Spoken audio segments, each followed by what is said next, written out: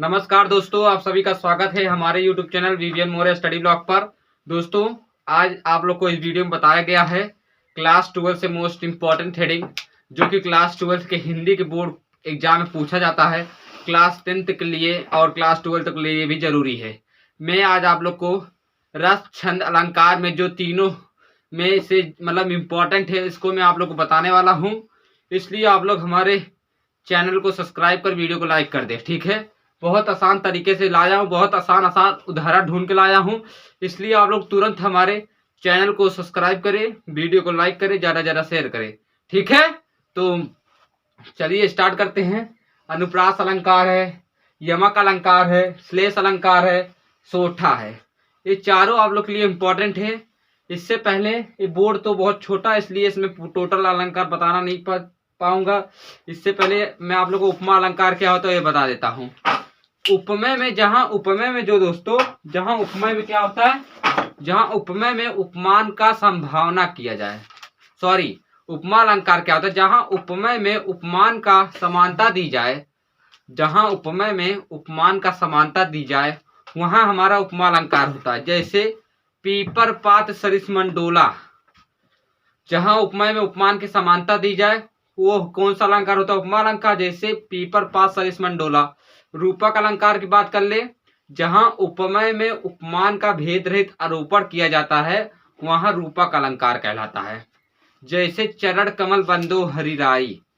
और उत्प्रेक्षा अलंकार क्या होता है, जहां उपमेय में उपमान का संभावना होता है वहां कौन सा अलंकार होता है, उत्प्रेक्षा अलंकार। जैसे उस काल मारे क्रोध का तन कांपने उसका लगा, उस काल मारे क्रोध का तन कांपने उसका लगा, मानो हवा के वेग से सोता हुआ सागर जगा। तो हमारा उपमा, रूपक और उत्प्रेक्षा जो कि क्लास 12 वालों के लिए और क्लास 10 वालों के लिए भी इम्पोर्टेंट है, ठीक है। हम लोग अब देखने जा रहे हैं जो कि बोर्ड पे लिखा गया है। ये तीनों इंपॉर्टेंट है, इसको आप लोग रख लीजिए, ठीक है। अब मैं आप लोग बताया हूँ अनुप्रास अलंकार क्या होता है। अनुप्रास अलंकार क्या होता है, ठीक है। अनुप्रास अलंकार आप लोग को वर्ड जानते होंगे, जैसे का, खा, गा, गा, अंगा, ये सब जानते होंगे कि नहीं। छोटा बड़ा ये सब ये हमारे वर्ड होते हैं। तो अनुप्रास अलंकार क्या कहता है, जहां पर वर्डों की आवृत्ति बार बार होती है, ठीक है। जहां पर वर्डों की आवृत्ति बार बार होती है वो कौन सा अलंकार होता है, अनुप्रास अलंकार होता है, ठीक है। जहां पर वर्डों की आवृत्ति बार बार होती है वो अनुप्रास अलंकार कहलाता है। जैसे तरनी तनुजा टथ तमाल तरवर पहुंचाए, इसमें देखिए ता ता ता ता ता बार बार आ रहा है, ठीक है। जहां पर ये हमारा वर्ड है, ए वर्ड है, ए वर्ड है, जहां पर वर्डों की आवृत्ति क्या होती बार बार होती है वो हमारा अनुप्रास अलंकार कहलाता है, ठीक है। जैसे तरनी तनुजा तत् तमाल तरवर बहुचा, यानी कुल सब किससे तैयार हो रहा है, शुरू हो रहा है ता से शुरू हो रहा है। यानी हमारे अनुप्रास अलंकार क्या होता है, जहां पर वर्डों की आवृत्ति बार बार होती है वो हमारा कौन सा अलंकार कहलाता है, अनुप्रास अलंकार, ठीक है। और दूसरा हमारा है यमक अलंकार। यमक अलंकार दोस्तों क्या होता है, बहुत आसान है, इसलिए आप लोग को याद कर लेना है। जहां पर एक ही शब्द बार बार आए, ठीक है, जहां पर एक ही शब्द कई बार आए, ठीक है, या फिर कैसे तो बार बार, जहां पर एक ही शब्द कई बार आए परंतु उसका अर्थ अलग अलग निकलता है, ठीक है। जहां पर एक ही शब्द कई बार आए परंतु उसका अर्थ अलग अलग हो या फिर निकलता हो वो हमारा कौन सा अलंकार है, यमक अलंकार, ठीक है। जैसे कनक कनकते 100 गुनी मादकता अधिकार, या खाए बौराय जग व पाए बौराय। जैसे इसमें कनक कनक जो है इसके दो अर्थ, कनक कनक इसके अर्थ अलग होगा, इसका अर्थ अलग होगा, ठीक है। तो हमारा कौन सा अलंकार हो जाएगा, यमक अलंकार।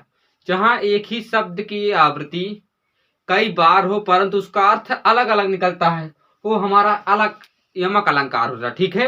कनक कनक ते 100 गुनी माँ दत्ता अधिकार, वह खाए बोरा है वह जग पाए बोरा है, ठीक है। वो हमारा यमक अलंकार होता है, ठीक है।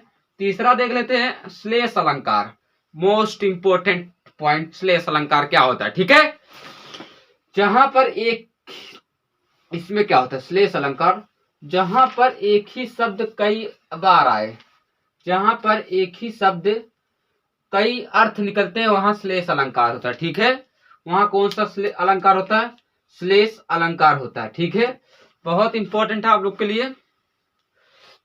श्लेष अलंकार जहां पर एक ही शब्द बार बार आए या फिर कई बार आए परंतु उसका अर्थ अलग अलग निकले, सभी का अर्थ क्या हो, अलग अलग निकलता हो। यमक और श्लेष जो होता है थोड़ा मेल खाता है, इसलिए आप लोग इसमें डिफरेंट माने, ठीक है।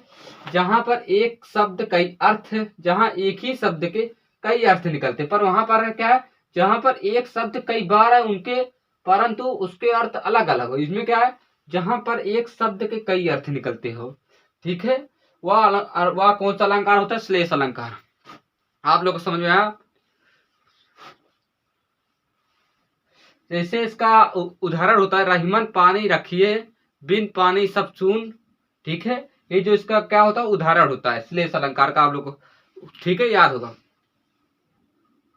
नाम उभरे पानी मोती मानुष सून, आप लोग को उदाहरण याद होगा, रहीमन पानी रखिए वाला, वो हमारा कौन सा उदाहरण है, श्लेष अलंकार का, ठीक है।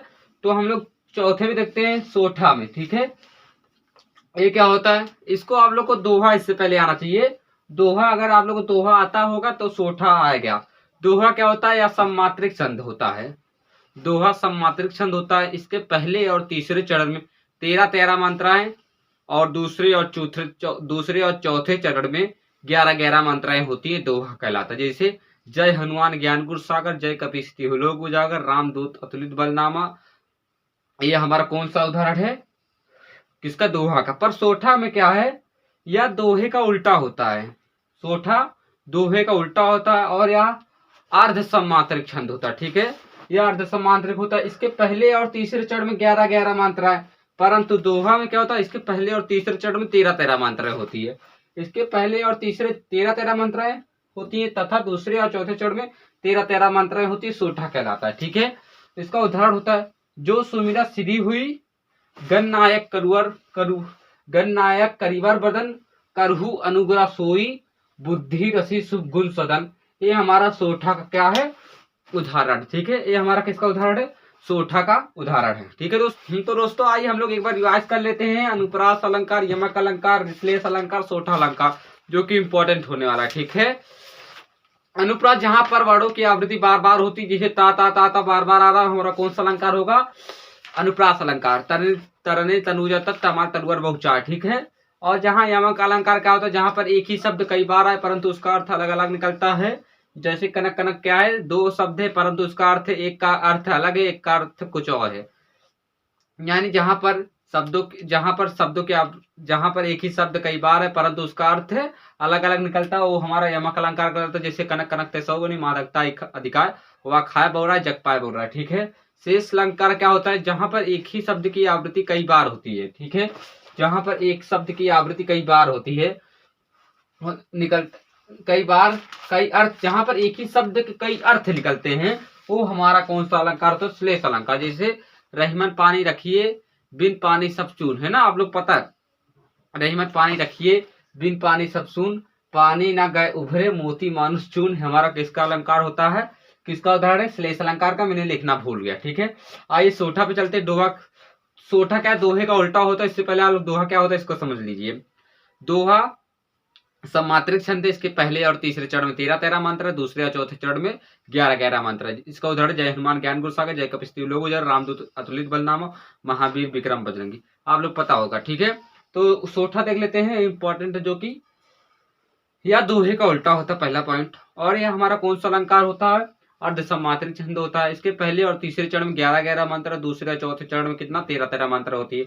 जो सुमिरा सिद्धि हुई गणनायक करिवर वदन अनुग्रह, जो सुमिरा सिद्धि हुई गणनायक करिवर वदन, करहु अनुग्रह सोई, बुद्धि रसी सुगुण सदन, वो हमारा कौन सा अलंकार है, सोठा है, ठीक है। अब उपमा रूपक उत्प्रेक्षा एक बार आप लोग सुन लीजिए, आप लोग याद हो जाएगा। जहां उपमा में उपमान का समानता, उपमा में क्या कहोगे, समानता कहोगे, रूपक में भेद रहित आरोपण कहोगे, उत्प्रेक्षा में संभावना कहोगे। जहां उपमा में उपमान का समानता उपमा होगा, जहां उपमा में उपमान का क्या होगा, भेद रहित आरोपण रूपक होगा, और जहां उपमा में उपमान का क्या होगा, संभावना की जाएगा, ठीक है, वो हमारा उत्प्रेक्षा होगा। उपमा का जो उदाहरण होता है पीपर पात सरिस मंडोला, और जो हमारा रूपक का उदाहरण होता है चरण कमल बंदो हरिराय, उत्प्रेक्षा अलंकार का उदाहरण होता है उसकाल मारे क्रोध का तन कांपने उसका लगा, मानो हवा के वेग से क्या हुआ, सोता हुआ सागर जगा। जो कि बहुत इंपॉर्टेंट एग्जाम्पल है, ठीक है, बहुत आसान वाला है, ठीक है। मुझे आशा है कि आप लोग को रथ छंद अलंकार के अंदर से बहुत से टॉपिक समझ में आ चुके होंगे, जो कि इम्पोर्टेंट था। मैं आप लोग को वही आज बताया हूँ। अगर आप लोग को समझ में आया हो तो कृपया करके वीडियो को हमारे लाइक कर दीजिए, चैनल को सब्सक्राइब कर दीजिए, ज़्यादा से ज़्यादा शेयर कर दीजिए, ठीक है। तो मैं मिलूंगा नेक्स्ट वीडियो में, नेक्स्ट वीडियो के साथ, अच्छी वीडियो के साथ। मुझे इसलिए चैनल को सब्सक्राइब, वीडियो को लाइक, बेल आइकन को ऑन कर दीजिए। मिलते हैं नेक्स्ट वीडियो में, तब के लिए जय हिंद, जय भारत। जय भारत।